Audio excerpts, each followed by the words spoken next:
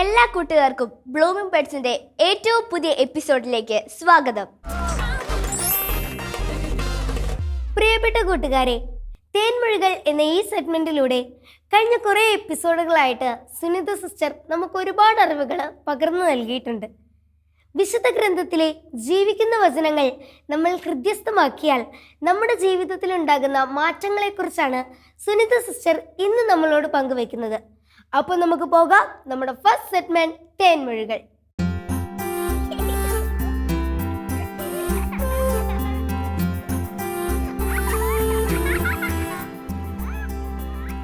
Hi friends, praise God. മക്കൾക്ക് എല്ലാവർക്കും സുഖമാണെന്ന് സിസ്റ്റർ വിശ്വസിക്കുന്നു. എനിക്കും തമ്പുരാൻ്റെ കൃപ കൊണ്ട് ഉഷാറാണ്. മക്കളെ, ഈശോ നമ്മുടെ ദൈവം അല്ലേ? ദൈവം നമ്മളോട് സംസാരിക്കണം. നമ്മുടെ കുഞ്ഞു വിശേഷങ്ങളൊക്കെ ഇങ്ങനെ വേഗം പോയി പറയണം, അത് കേൾക്കണം. നമുക്ക് ഒരു അനുഭവം വേണം. നമ്മൾ പല കഥകളും കേൾക്കാറുണ്ട്, നമ്മൾ പല പ്രസംഗങ്ങളും വീഡിയോസൊക്കെ കാണുന്നുണ്ട്. അതുപോലെ നമ്മളോട് സംസാരിക്കുന്ന, ലോകത്തോട് പറയാൻ പറ്റിയ ഒരു അനുഭവം എനിക്കും വേണം. നമ്മുടെ ജീവിതത്തിൽ ഒരു ടൈം ടേബിളൊക്കെ ഉണ്ടല്ലോ, ഈ ടൈം ടേബിൾ വരെ ദൈവം സെറ്റ് ചെയ്യാൻ ഇടപെടണം. ഓക്കെ, ദൈവം നമുക്ക് വേണ്ടി അങ്ങ് കട്ടയ്ക്ക് അങ്ങ് നിൽക്കണം. അങ്ങനെ ആഗ്രഹമുണ്ടോ? എത്ര ശതമാനം? ഒത്തിരി അല്ലേ? 100ൽ 100 മാർക്ക് കൊടുക്കാം. അങ്ങനെ നമ്മുടെ ജീവിതത്തിൽ ദൈവം ഇടപെടണം അല്ലേ? അങ്ങനെ ഇടപെട്ട ആൾക്കാരുണ്ട്. ഒക്കെ നമ്മൾ ബൈബിൾ നോക്കുമ്പോൾ ഇടപെട്ട ചരിത്രമേ ഉള്ളൂ അല്ലേ? എല്ലാ കഥകളും നമ്മളിങ്ങനെ പേജ് മറിച്ച് നോക്കുമ്പോൾ വ്യത്യസ്തരായ ആൾക്കാർക്ക് വ്യത്യസ്തമായ രീതിയിൽ ദൈവം ഇടപെട്ട ഒത്തിരി കഥകളുണ്ട്. അപ്പം നമ്മുടെ ജീവിതത്തിൽ, നമ്മുടെ ടൈം ടേബിളിൽ വരെ, ദിനചര്യയിൽ വരെ ദൈവം ഇടപെടണം. ഓക്കെ, അങ്ങനെ ഇടപെട്ട ഒരു കുഞ്ഞു പയ്യനുണ്ട്. പക്ഷെ ഉണ്ടല്ലോ, ദൈവത്തിന് ഭയങ്കര ഇഷ്ടമാണ്. അവനെപ്പറ്റി ദൈവത്തിന് വലിയ സ്വപ്നമാണ്. ആ കുഞ്ഞി പയ്യൻ ഒരു 10ാം ക്ലാസ്സിലൊക്കെ പഠിക്കുന്ന പ്രായമുള്ള ഒരു ചേട്ടൻ. ഓക്കെ, അപ്പോൾ ഈ ചേട്ടനെ പറ്റി ദൈവത്തിന് വലിയ സ്വപ്നം. എന്നാൽ കുടുംബക്കാർക്ക് അത്ര വിലയൊന്നുമില്ല. കാരണം അവൻ 8ാമനാണ്. പപ്പയ്ക്കും അമ്മയ്ക്കും 8 പിള്ളേരുണ്ട്. ആ 8ൽ ഏറ്റവും ഇളയവനാണ് നമ്മുടെ ഈ കുഞ്ഞി 10ാം ക്ലാസ്സിൽ പഠിക്കുന്ന പ്രായമുള്ള പയ്യൻ. ഓക്കെ, അപ്പം ബാക്കിയുള്ള ചേട്ടന്മാരൊക്കെ എത്രയായിരിക്കും? വലുതായിരിക്കും, കാശൊക്കെ സമ്പാദിക്കും, പട്ടാളത്തിൽ ഒരാൾ ജോലിയുണ്ട്, അങ്ങനെ മസിൽ പവറൊക്കെ ഉണ്ട്, അങ്ങനെയൊക്കെ ഉള്ള ഒരു ചേട്ടന്മാരുള്ള ഈ കുഞ്ഞിപ്പയ്യൻ. അപ്പോൾ ദൈവത്തിന് വലിയ സ്വപ്നം, എന്നാൽ വീട്ടുകാർക്ക് അധിക സ്വപ്നമൊന്നുമില്ല. ഓക്കെ, അങ്ങനെ ഇരിക്കുമ്പോഴാണ് രാജാവാകാൻ വേണ്ടിയാണ് ദൈവത്തിൻ്റെ സ്വപ്നം. അപ്പം ഇവൻ ചെയ്യണം പണി എന്താണെന്നറിയോ? ഈ ആടുകളില്ലേ, നമ്മളെ വീട്ടിലെ ആട്, ഈ ആടിനെ മേയ്ക്കുക, ഇച്ചിരി പുല്ലാങ്കുഴൽ ഊതി നടക്കുക, കളിക്കുക, പച്ചക്കറിത്തോട്ടം നോക്കുക, മല കയറുക, അങ്ങനെയൊക്കെ കുഞ്ഞു കുഞ്ഞു കാര്യങ്ങളൊക്കെ ചെയ്ത് ആണ് ഈ പയ്യൻ ജീവിക്കുന്നത്. എന്നാൽ ദൈവത്തിൻ്റെ സ്വപ്നമോ ഇവനൊരു രാജാവാകണം. ഓക്കെ, അങ്ങനെ കഥാനായകൻ നിങ്ങൾക്ക് പിടികിട്ടിയോ? ദാവീദിൻ്റെ കഥയാണ് സിസ്റ്റർ പറയുന്നത്. ദാവീദിന് ഒരു കുഞ്ഞു പയ്യനായിരുന്നു, പിന്നെയാണ് ലോകം അറിയുന്ന ദൈവത്തിൻ്റെ ഹൃദയത്തിന് ഇണങ്ങിയ ഒരു രാജാവായി മാറിയത്. ഓക്കെ, പല രാജാക്കന്മാരും ഉണ്ട്, പക്ഷേ ഈശോപ്പേരെ ദൈവത്തിൻ്റെ ഏറ്റവും ഹൃദയത്തിന് ഇണങ്ങിയ യോഗ്യനായ രാജാവ് എന്ന് പറയുന്നത് ദാവീദാണ്. ഓക്കെ, അപ്പോൾ ഈ കുഞ്ഞു പയ്യൻ ആ ലെവലിൽ എത്താൻ കാരണം അവന് ദൈവത്തോട് ഭയങ്കര ഇഷ്ടമാണ്. ഓക്കെ, അപ്പോൾ സാമുവൽ എന്ന് പറയുന്ന ന്യായാധിപൻ വരുന്നു, ഇവൻ അഭിഷേകം ചെയ്യുന്നു. എങ്കിലും ഉടനെ അങ്ങ് രാജാവായില്ല. ഉടനെ ചെങ്കോലും കിരീടമൊക്കെ കിട്ടി ഞാൻ മാറി എന്ന് പറഞ്ഞ് വലിയൊരു മാറ്റമൊന്നും സംഭവിച്ചില്ല. കാത്തിരിക്കേണ്ടി വന്നു. കാലം കുറച്ചവനെ ഒരുക്കി അവൻ രാജാവായി. പ്രിയ മക്കളെ, ഇതുപോലെ നമ്മുടെ ജീവിതത്തിലും എല്ലാവരും നമ്മൾ ഭയങ്കര സംഭവമാണ്, നമ്മൾ ഭയങ്കര സ്മാർട്ടാണ്, നമുക്ക് എല്ലാത്തിലും കഴിവുണ്ട്, എപ്പോഴും ഇങ്ങനെ കയ്യടിയും ട്രോഫിയൊക്കെ തരണമെന്നില്ല. ആണോ? ഇല്ല, നമ്മൾ ആഗ്രഹിച്ചാലും ചിലപ്പം കിട്ടില്ല എന്നും പറഞ്ഞ് നമ്മൾ കൊള്ളരുതാത്തവരല്ല, നമ്മൾ മാറ്റി നിർത്തേണ്ടവരല്ല, നമ്മൾ ചേർത്ത് പിടിക്കേണ്ടവരാണ്. ഓക്കെ, അതിനാരോട് ചേർന്ന് നിൽക്കണം? ദൈവത്തോട് ചേർന്ന് നിൽക്കണം. ഓക്കെ, അപ്പോൾ ഈ ദാവീദ് പോലെ ആട് മേച്ച് നടക്കുന്ന നമ്മളെയും ദൈവം ചെങ്കോല് പിടിപ്പിക്കുന്നവരായി മാറും. അതിനൊരു സൂത്രവിദ്യയുണ്ട്. ഒരു കാര്യം പറഞ്ഞേട്ടെ, ചെയ്യുമോ? ഓക്കെ, ചെയ്യണം. മക്കളിത് കണ്ടിട്ടുണ്ടോ? റേമ കാർഡ്സ് ആണ്. ഇതിനകത്ത് നിറയെ വചനങ്ങളാണ്. വചനം എന്ന് പറഞ്ഞാൽ ദൈവം പറഞ്ഞ വാക്കുകൾ നമ്മൾ പറയുന്നത് പോലെ അല്ല. ദൈവം പറഞ്ഞതാണ്. എത്ര കാലം മാറി വന്നാലും, ഏതൊക്കെ സെഞ്ച്വറീസ്, നൂറ്റാണ്ടുകൾ കഴിഞ്ഞാൽ എൻ്റെ മക്കളെ അതിന് ഒരു കുറവുമില്ല, ഒരു കോട്ടം തട്ടാതെ നിൽക്കും. നമ്മൾ പറഞ്ഞ വാക്കുകളോ നമ്മളൊന്ന് ഇന്ന് പറയും, നാളെ മാറ്റി പറയും. അതല്ലേ നമ്മൾ കേൾക്കുന്ന ആൾക്കാരും അങ്ങനെയല്ലേ? അങ്ങനെയാണ്. പക്ഷെ ദൈവം അങ്ങനെയല്ല. ഇത് ദൈവത്തിൻ്റെ വചനമാണ്. ഉദാഹരണത്തിന് ഇത് സങ്കീർത്തനം 119:9 വചനം. ഓക്കെ, യുവാവ് തൻ്റെ മാർഗം എങ്ങനെ നിർമ്മലമായി സൂക്ഷിക്കും? അങ്ങയുടെ വചനമനുസരിച്ച് വ്യാപരിച്ചുകൊണ്ട്. ഓക്കെ, അപ്പോൾ ഇതുപോലെ ഓരോ വചനമുണ്ട്, നമുക്ക് പറ്റിയ വചനങ്ങളാണ്. ഓക്കെ, ഇതുപോലെ നമുക്ക് വാങ്ങിക്കാൻ കിട്ടും. റേമ കാർഡ്സ് ആണ്. ഇപ്പോൾ ഈ വചനം എന്ന് പറയുന്നത് തന്നെ ഒരു വിത്താണ്. മക്കൾ ഉദ്ദേശിച്ച് നോക്കിയ ഒരു പറമ്പ്, വീട്ടിലെ മുറ്റം ഒക്കെ നോക്കിയൊക്കെ, അവിടെ ഒന്നും ഇട്ടില്ലെങ്കിലോ നമ്മൾ ഒന്നും ശ്രദ്ധിക്കുന്നേ ഇല്ല, വെറുതെ ഇട്ടേക്കുവാ, എന്നാ ചെയ്യും? അപ്പുറത്തെ എവിടെയെങ്കിലുമൊക്കെ വേസ്റ്റ് കൊണ്ടിടും. കാടും ഇഷ്ടമില്ലാത്തതും നല്ലതുമായിട്ടുള്ള ചെടികൾ വളർന്ന് അതിങ്ങനെ ആ സ്ഥലം മുഴുവനും ചിലപ്പം ഇങ്ങനെ പലതും വന്നാൽ നമ്മളെ പേടിപ്പിക്കുന്ന ഒരു സ്ഥലമായി മാറും. പാറ്റയും പല്ലിയും മാത്രമല്ല, പാമ്പും ചേരയും ഒക്കെ വന്ന് താമസിക്കും. പിന്നെ ആ ഏരിയയിലേ നമ്മൾ പോകാൻ പേടിക്കുന്ന തരത്തിലായി മാറും, അല്ലേ? അങ്ങനെയാകാതെ നമ്മുടെ ഹൃദയമാകുന്ന പറമ്പ് നമ്മൾ കിളച്ച് മറിച്ച് ഇതുപോലത്തുള്ള വിത്ത് വിതയ്ക്കുന്നു. ഇത് വചനം എന്ന് പറയുന്ന വിത്താണ്. വിത്ത് വിതച്ച എന്നെ സമയക്കും പറമ്പിൽ ആ വിത്ത് കിളിർത്ത് വരും, നല്ല ഫലം ഉണ്ടാകും, അല്ലേ? നമ്മൾ വെള്ളം ഒഴിച്ചു കൊടുക്കുന്നു, നോക്കുന്നു, ചിരിക്കുന്നു, തലോടുന്നു, ക്രമേണ നല്ല നല്ല ഫലം കൊണ്ടുവരും. അതുപോലെ ഇതൊരു ഹൃദയം, ഒരു വയലാണെന്ന് വിചാരിക്കുക. ഈ വയലിൽ നമ്മൾ എന്ത് വിതയ്ക്കുന്നു എന്നുള്ളത് പ്രധാനമാണ്. ഇപ്പം നമ്മൾ ഈശോപ്പേരെ മക്കളാണ്, നമുക്കിതുപോലെ വചനം വിതയ്ക്കാം. ഇനി ഇത് കിട്ടിയില്ലെങ്കിൽ നോ പ്രോബ്ലം. നമ്മുടെ വീട്ടിൽ ബൈബിളില്ലേ? ബൈബിൾ എടുത്ത് മക്കൾക്ക് ഇഷ്ടമുള്ളത് വായിക്കുക, കണ്ടുപിടിക്കുക, ഒരു നോട്ട്ബുക്കിൽ എഴുതി വയ്ക്കുക. ഓക്കെ, നമ്മൾ ഇച്ചിരി എഫേർട്ട് എടുത്താൽ, നമ്മൾ 10% എഫേർട്ട് ഇട്ടാൽ കർത്താവ് 100% എഫേർട്ട് ഇങ്ങോട്ടിടും. ഓക്കെ, അതാണ് നമ്മൾ ഒരു സ്റ്റെപ്പ് വെച്ചാൽ 10 സ്റ്റെപ്പ് കർത്താവ് ഇങ്ങോട്ട് വെച്ച് വരും. അതാണ് ഈശോ. കാരണം ഭയങ്കര സ്നേഹമല്ലേ, നമ്മൾ സ്നേഹിക്കണം എന്ന് മാത്രമേ ആഗ്രഹമുള്ളൂ. അപ്പോൾ ഇത് കിട്ടിയില്ലെങ്കിലും നോ പ്രോബ്ലം. ബൈബിൾ എടുക്കുക, അല്ലെങ്കിൽ നമ്മൾ വചനപ്പെട്ടിയില്ലേ, അതൊക്കെ എടുത്ത് നിങ്ങൾ ബൈഹാർട്ടൊക്കെ പഠിക്കാൻ മിടുക്കരാണ്. കുഞ്ഞു പ്രായത്തിലാണ് നമുക്ക് ഒത്തിരി സ്റ്റോർ ചെയ്യാൻ പറ്റുന്നത്. സിസ്റ്ററിനെ പോലെ ഒത്തിരി വലുതായി കഴിഞ്ഞാൽ നമുക്ക് ബൈഹാർട്ട് ചെയ്യാനൊക്കെ ഭയങ്കര പാടായിരിക്കും. അപ്പോൾ കുഞ്ഞുമക്കൊക്കെ അങ്ങനെയല്ല, അതേ ഒരു പ്രത്യേക സിദ്ധി തന്നിട്ടുണ്ട് ബൈഹാർട്ട് ചെയ്യുക. അപ്പോൾ ഈ വിത്ത് വിതയ്ക്കണം. ഇപ്പോൾ കർത്താവാണ് എൻ്റെ ഇടയൻ, എനിക്കൊന്നിനും കുറവുണ്ടാവുകയില്ല. ഇങ്ങനെ വിത്ത് ഇമോഷൻ. നിങ്ങൾ കണ്ടിട്ടില്ലേ ടി വിയിലൊക്കെ ചേച്ചിമാരും ചേട്ടന്മാരൊക്കെ പറയുമ്പോൾ ഭയങ്കര എനർജി ആയിട്ടല്ലേ നിൽക്കുന്നത്? ഇതുപോലെ ഒരു വചനം എടുക്കുമ്പോൾ കർത്താവാണ് എൻ്റെ ഇടയൻ, എനിക്കൊന്നിനും കുറവുണ്ടാവുകയില്ല. ആക്ഷനും കാണിക്കണം, പറയുകയും ചെയ്യണം, ആ വികാരം മുഖത്ത് വരണം. ഇപ്പം ഭയപ്പെടേണ്ട, ഞാൻ നിൻ്റെ കൂടെയുണ്ട്, നിൻ്റെ ദൈവവും കർത്താവുമായ ഞാൻ നിൻ്റെ വലത് കരം പിടിച്ചിട്ടുണ്ട്, ഭയപ്പെടേണ്ട, ഞാൻ നിന്നെ സഹായിക്കും. ഇതന്നെ ഏശയ്യ 41:13. ഇതുപോലെ നമ്മൾ 5 ഡയലോഗായിട്ട് പറഞ്ഞ് അത് ഹൃദയത്തിൻ്റെ, മനസ്സിൻ്റെ, ശരീരത്തിൻ്റെ ഒക്കെ ഭാഗമാക്കി മാറ്റണം. ഓക്കെ, അങ്ങനെ നമ്മുടെ ഉപബോധ മനസ്സ് വലുതാകുമ്പോൾ നിങ്ങൾ പഠിക്കും. അങ്ങനെ നമ്മൾ സ്റ്റോർ ചെയ്ത് വെച്ച് നമുക്ക് നമ്മുടെ ഹൃദയ വയൽ ഭയങ്കര സുന്ദരമായിട്ടുള്ള, പ്രൊട്ടക്റ്റീവായിട്ടുള്ള, ഒത്തിരി ഫലങ്ങൾ കായ്ച്ചു നിൽക്കുന്ന ഒരു ജീവിതമായിട്ട് നമുക്ക് മാറ്റാം. ഓക്കെ, അപ്പം പഠിക്കില്ലേ? യെസ്.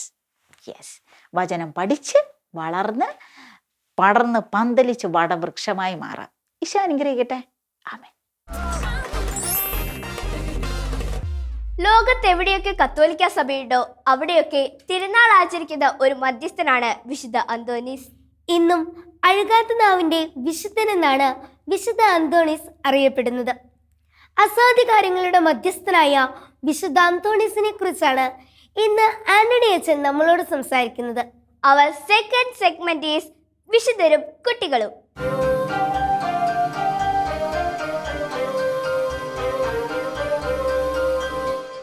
സ്നേഹമുള്ള കുട്ടികളെ, വിശുദ്ധരും കുട്ടികളും എന്ന ഈ പ്രോഗ്രാമിലേക്ക് ഒരിക്കൽ കൂടി സ്വാഗതം. ഇന്ന് നാം പഠിക്കുന്ന വിശുദ്ധൻ ഫെർണാണ്ടോ എന്നാണ് പേര്. അപ്പോൾ നിങ്ങൾ പറയും, ആരെ ഈ ഫെർണാണ്ടോ?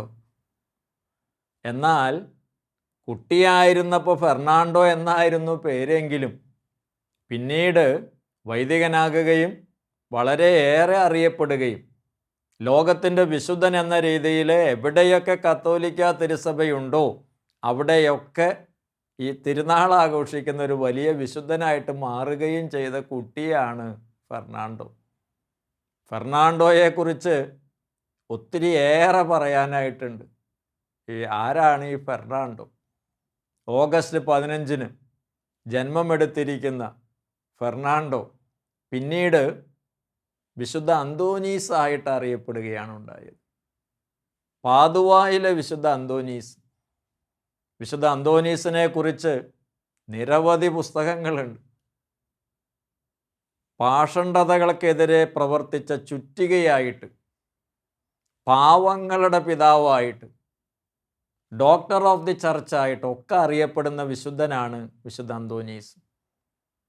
അദ്ദേഹം വളരെയേറെ വിശുദ്ധ ഗ്രന്ഥം വായിക്കുകയും പഠിക്കുകയും മനസ്സിലാക്കുകയൊക്കെ ചെയ്ത് ജീവിച്ചിരുന്ന വ്യക്തിയാണ്. എന്നാൽ അറിയപ്പെടാതെ ജീവിച്ചിരുന്ന വ്യക്തിയാണ്.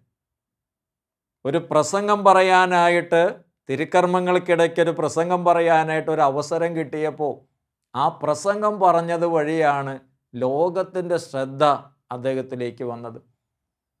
വിശുദ്ധ ഫ്രാൻസിസ് അസീസി അദ്ദേഹത്തെക്കുറിച്ച് കേൾക്കുകയും ശമ്മാശന്മാരെ ബൈബിൾ പഠിപ്പിക്കാനായിട്ട് പ്രത്യേകമായി വിശുദ്ധ അന്തോനീസിനെ തിരഞ്ഞെടുക്കുകയും ചെയ്തതാണ്.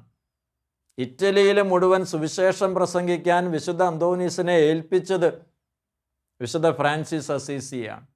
അങ്ങനെ വിശുദ്ധ ഫ്രാൻസിസ് അസീസിയുടെ സഭയിൽ സുദീർഘമായിട്ട് സേവനം ചെയ്ത് കടന്നുപോയ വിശുദ്ധ അന്തോനീസ്, ഈ വിശുദ്ധ അന്തോനീസിൻ്റെ നാവിനെക്കുറിച്ച് നമ്മൾ കേട്ടിട്ടുണ്ട്. വിശുദ്ധ ബനവഞ്ചൂർ പറഞ്ഞിരിക്കുന്ന കാര്യം, ഓ ഭാഗ്യപ്പെട്ട നാവേ, നീ എത്ര ദൈവസ്തുതികൾ പാടി. ഓ ഭാഗ്യപ്പെട്ട നാവേ, നീ എത്ര ദൈവസ്തുതികൾ പാടി. നമ്മുടെയൊക്കെ നാവിനെക്കുറിച്ച് മറ്റുള്ളവരെന്താ പറയുക? ദൈവസ്തുതികൾ പാടി എന്നാണോ പറയുക? ഈ ദിവസങ്ങളിൽ ഒരു വികാരി അച്ഛൻ പറഞ്ഞത് ഓർക്കുകയാണ്. അപ്പനും അമ്മയും കൂടി വന്നിട്ട് വികാരി അച്ഛൻ്റെ അരികിൽ പറയുകയാണ്, അച്ഛാ, ഞാനൊരു പ്രാർത്ഥനക്കാരൻ, ഇവളൊരു പ്രാർത്ഥനക്കാരി. എന്നാൽ ഞങ്ങളുടെ മോൻ 9ൽ പഠിക്കണ മോൻ പറയണത് ഈ നീളത്തിലാണ് വരണേ. ഞങ്ങളൊക്കെ നല്ല വാക്കുകളാണ് പറയണത്, പക്ഷെ ഇവൻ്റെ വായെന്ന് വരണത് ഈ നീളത്തിലാണ്. ഇതെന്താ ഇതിൻ്റെ കാരണം? നമ്മളൊക്കെ സംസാരിക്കുന്ന വാക്കുകളെക്കുറിച്ച് ചിന്തിക്കാനായിട്ട് വിശുദ്ധ അന്തോനീസിൻ്റെ തിരുനാളൊക്കെ ആഘോഷിക്കുമ്പോഴും അദ്ദേഹത്തെക്കുറിച്ച് പഠിക്കുമ്പോഴൊക്കെ കൂടുതൽ നമുക്ക് മനസ്സിലാവും. വിശുദ്ധ അന്തോനീസ് ദൈവസ്തുതികൾ പാടിയിട്ടുള്ള വലിയ വിശുദ്ധനാണ്. പാതുവായിലെ ബസിലിക്കയിൽ പ്രത്യേകമായിട്ട് സ്വർണ്ണ പേടകത്തിൽ വെച്ചിരിക്കുന്ന വിശുദ്ധ അന്തോനീസിൻ്റെ അഴുകാത്ത നാവ്, അതൊരു ചോദ്യചിഹ്നമായിട്ട് നമ്മുടെ മുൻപിൽ നിൽക്കുകയാണ്. നീ പറയുന്ന വാക്കുകൾ എങ്ങനെയുള്ളതാണ്? നീ പറയുന്ന വാക്കുകൾ മറ്റുള്ളവരെ വളർത്താനുള്ള വാക്കുകളാണോ? മറ്റുള്ളവരെ നന്മയ്ക്ക് ഉപകരിക്കുന്ന വാക്കുകളാണോ നീ സംസാരിക്കണേ? എത്രയോ മധുരമായി സംസാരിച്ച് മറ്റുള്ളവരെ പ്രോത്സാഹിപ്പിച്ച് വളർത്താനായിട്ട് നിനക്ക് സാധിക്കും. ദൈവസ്തുതികൾ പാടുന്ന നാവ്, ഭാഗ്യപ്പെട്ട നാവ്. വിശുദ്ധ അന്തോനീസ് ത്യാഗത്തോടുകൂടെ പഠിക്കുകയും പഠിച്ച കാര്യങ്ങൾ ധ്യാനിക്കുകയും അത് പ്രസംഗിക്കുകയും ചെയ്തത് വഴിയാണ് അനേകരത് കേൾക്കാനായിട്ടൊക്കെ ഇടയായി. ഉണ്ണീശോയെ കൈകളിലെടുത്തിരിക്കുന്ന, വിശുദ്ധ ഗ്രന്ഥം കൈപ്പിടിച്ചിരിക്കുന്ന വിശുദ്ധ അന്തോനീസിൻ്റെ രൂപം നമ്മുടെ മനസ്സിലൊക്കെ കാണും. നമ്മളെന്താ പറയുക? വിശുദ്ധ അന്തോനീസ് മത്സ്യങ്ങളോട് പ്രസംഗിച്ചു. മത്സ്യങ്ങളോട് പ്രസംഗിച്ചു എന്നുള്ളത് ശരി. നമ്മൾ അറിഞ്ഞിരിക്കേണ്ട കാര്യം എന്താണ്? വിശുദ്ധ അന്തോനീസ് പ്രസംഗിക്കാൻ ചെന്നപ്പോൾ അവിടെ ആരും ഉണ്ടായിരുന്നില്ല. ആ അവസരത്തിൽ അദ്ദേഹം കുളക്കരയിൽ ചെന്ന് പ്രസംഗിച്ചപ്പോൾ മത്സ്യങ്ങൾ വന്നത് കേട്ടു എന്നുള്ളതാണ്. ജീവിതത്തിൽ പ്രതിസന്ധികൾ ഉണ്ടായിട്ട് തരണം ചെയ്ത വിശുദ്ധനാണ് വിശുദ്ധ അന്തോനീസ്. ആഫ്രിക്കയിൽ മിഷൻ പ്രവർത്തനത്തിന് പോയപ്പോൾ തിരിച്ചടികൾ ഉണ്ടായിട്ട് കപ്പൽ അപകടത്തിൽ ആ കപ്പൽ വന്ന് പാതുവായിൽ എത്തിയത് നമുക്കറിയാം. സ്വന്തം ഇഷ്ടങ്ങൾ മാറ്റിവെച്ച് ദൈവത്തിൻ്റെ ഇഷ്ടം പൂർത്തീകരിച്ച് വിശുദ്ധ ഗ്രന്ഥം ആത്മാർത്ഥതയോടെ പഠിച്ച് പ്രാവർത്തികമാക്കിയ വിശുദ്ധൻ. അതുകൊണ്ടാണ് ഭാഗ്യപ്പെട്ട നാവായിട്ട് അദ്ദേഹത്തിൻ്റെ നാവ് ഇന്നും വണങ്ങപ്പെടുന്നത്. വിശുദ്ധ അന്തോനീസിനെ കുറിച്ച് കൂടുതൽ അറിയാനും പഠിക്കാനും പോർച്ചുഗലിലെ ലിസ്ബണിൽ ജനിച്ച ഈ ഫെർണാണ്ടോ എങ്ങനെയാണ് വിശുദ്ധ അന്തോനീസായിട്ട് മാറിയതെന്നും 36ാമത്തെ വയസ്സിൽ ഇഹലോകവാസം വെടിഞ്ഞെങ്കിലും ഒറ്റ വർഷത്തിനുള്ളിൽ കത്തോലിക്ക തിരുസഭയിൽ ഇത്രയും വേഗം വിശുദ്ധനായിട്ട് അംഗീകരിക്കപ്പെട്ടവരിൽ രണ്ടാമനാണ് വിശുദ്ധ അന്തോനീസ്. ജീവിച്ചിരിക്കുന്ന അവസരത്തിൽ തന്നെ വിശുദ്ധൻ എന്നാണ് അറിയപ്പെട്ടിരുന്നത്. വിശുദ്ധ ജീവിതം നയിക്കാൻ, ത്യാഗത്തോടെ മുന്നോട്ട് പോകാൻ അത്ഭുത പ്രവർത്തകനായിട്ടുള്ള വിശുദ്ധ അന്തോനീസ് സഹിച്ചിട്ടുള്ള ത്യാഗങ്ങൾ നമ്മുടെ മുൻപിൽ ഉണ്ടാകട്ടെ. വിശുദ്ധ അന്തോനീസെ, ഞങ്ങൾക്ക് വേണ്ടി അപേക്ഷിക്കണമേ എന്ന് നമുക്ക് പ്രാർത്ഥിക്കാം. ഇന്ന് നമുക്ക് ബ്ലൂമിംഗ് ടാലൻസിൽ അതിഥിയായിട്ട് എത്തിയിരിക്കുന്നത് ഒരു കൊച്ചു കൂട്ടുകാരനാണ്. ഈശോ പഠിപ്പിച്ച ഒരു ഉപമയാണ് ഈ കൂട്ടുകാരൻ നമ്മളോട് പറഞ്ഞു തരുന്നത്. അപ്പോൾ നമുക്കത് ആസ്വദിച്ചാലോ? നമുക്ക് പോകാം നമ്മുടെ തേർഡ് സെഗ്മെന്റ് ബ്ലൂമിംഗ് ടാലൻസ്.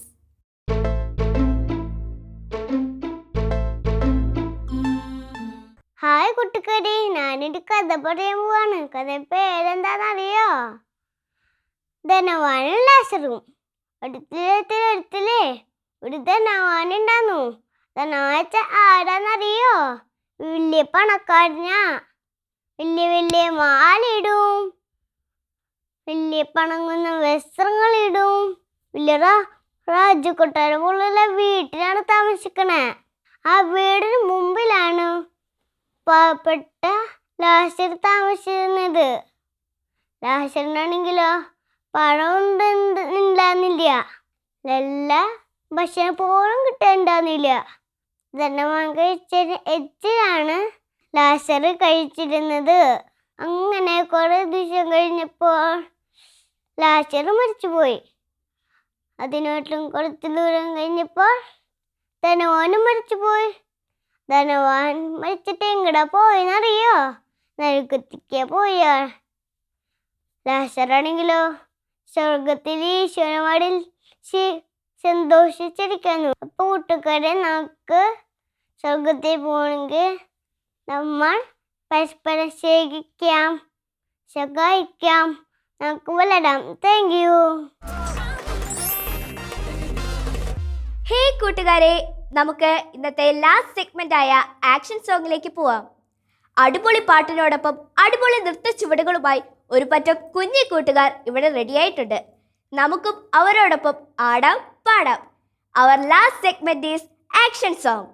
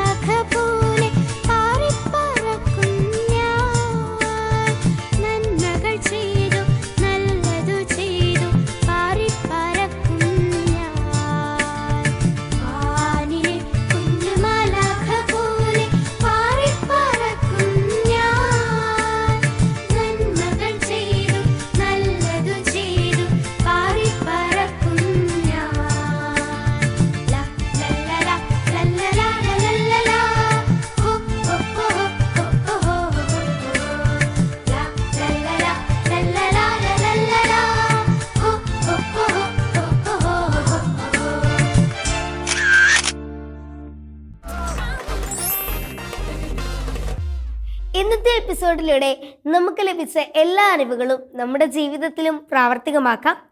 നമ്മുടെ ബ്ലൂമിംഗ് ബഡ്സിൻ്റെ ഇന്നത്തെ എപ്പിസോഡ് ഇവിടെ തീരുകയാണ്. അടുത്ത എപ്പിസോഡിൽ വീണ്ടും കാണും വരേക്കും എല്ലാ കൂട്ടുകാർക്കും bye. It's me Medha and Angel signing off. By.